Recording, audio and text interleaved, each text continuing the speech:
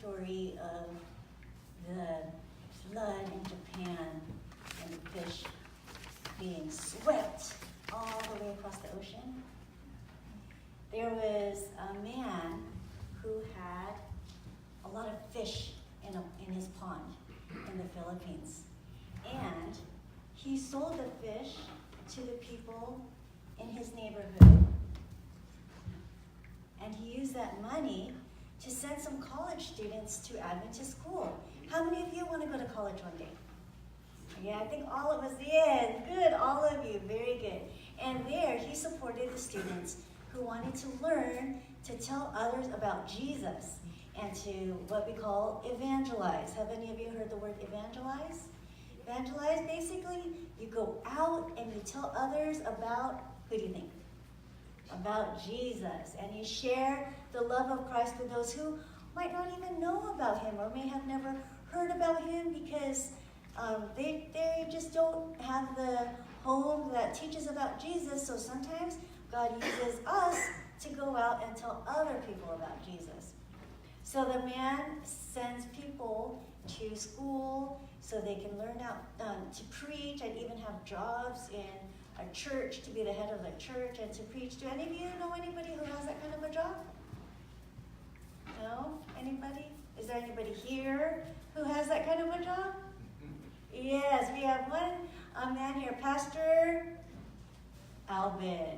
And so this man sends people out to school so they can learn how to lead churches too.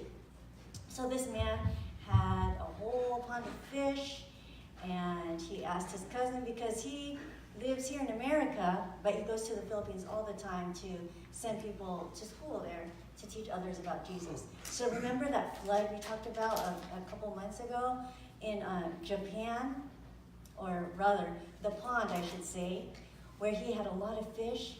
When he came back to America, who's going to watch the fish? He had to pay his nephew to watch over the fish. So for 3 months, his nephew watched over the fish and took care of selling it to the community and then saving the money. And then when that man went back to the Philippines, gave the money to the man, and then the man used that money to send the kids to school. 1 year, the man came and he got bad news. His nephew said, you know what? Somebody stole all the fish. So he couldn't do anything. There was no money to send the kids to school. And I know that man. That man is actually my dad. He is Mela's grandpa. So I put my arm around. I said, sorry, Dad. And he said, oh, it's okay. God will provide. But do you think somebody came and stole the fish? Actually, the nephew had been taking all the money for 3 months and keeping it for himself. And so he lied to his uncle. So the next time the uncle came back to America, do you think he wanted that same boy, same nephew to watch over the fish? No, he didn't trust him anymore. So he said, I'm going to get a different nephew to watch over the fish. But I put my hand around my dad, the guy who owned the pond. I said, sorry, Dad. And he said, it's okay, God will provide. But 3 months of fish, that's a lot of money in the Philippines. And so I wasn't sure if he would be able to send all those kids to school with the fish money. But what did my dad say? God will provide. Provide, yes.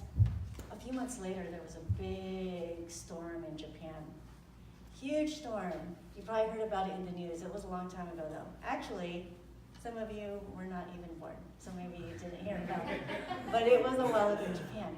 The storm was so strong, and it blew the ocean and the lakes and the water and everything. Unfortunately, there was a lot of loss there. People lost a lot of homes and their lands were destroyed. But there was a small blessing in it. It pushed all those fish in Japan across the whole ocean. Kept pushing across the ocean, pushing so much it reached the Philippines. Push all the fish to the Philippines, push them across the ocean, push them into the lakes, push them into the rivers, push them so far that they reached the exact same pond that my dad's nephew had stolen from. Amen. So while I was trying to comfort my dad, I was so sad, and I was not encouraged at all. I said, "Oh, I'm so sorry. He lost lots and lots and lots and lots and lots and lots of money." In the few days, in what was unfortunate as a storm, in that case, it turned out to be a blessing in that one small pond. You know, God allowed the fish to be pushed all the way across the ocean and into the lake and into the streams and into the rivers and all the way to that pond, that so many fish were in the pond, there was no space to hold them. So it was full. My dad ended up making more money than his nephew had stolen from him. And so he was able to make way more and even feed the whole community that season, because God allowed a tragedy to be a blessing in this case. And while his nephew unfortunately stole from him, God used that same position, that exact same pond, to be a blessing down the road. So I want us to remember that even though times may seem tough, that God can still use them to be a blessing. When it seems like we don't have much, we can still be blessed. You know, tomorrow, it was announced earlier, what's going on here in the morning tomorrow?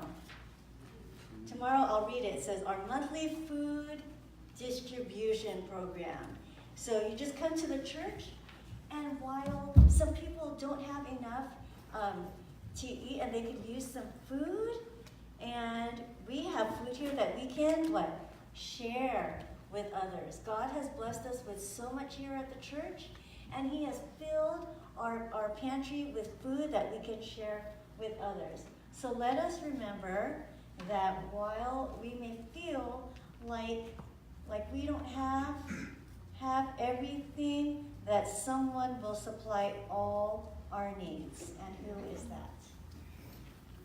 Jesus can supply all our needs. And how would he know what we want? How would we know what we would like?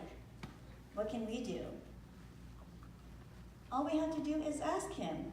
All we have to do is submit our request to him in prayer. And it says in Romans 12, verse 13 and 20, it says to distribute to the needs of the saints and give in hospitality. And that's exactly what our church is. How many have you been to food distribution? I think all of you. You know, when we go to the fellowship hall and we give our food that we have to others who can use it, that's the food distribution. And it says, if your enemy is hungry, what can you do to somebody who is hungry? You can feed them, give her food, even our enemies. And it says, if he is thirsty, give him drink.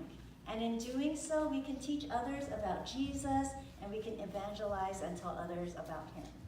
Okay? And we can remember that when it seems like everything is lost, that Jesus can provide. Okay? Thank you. Now it's time for children's offering.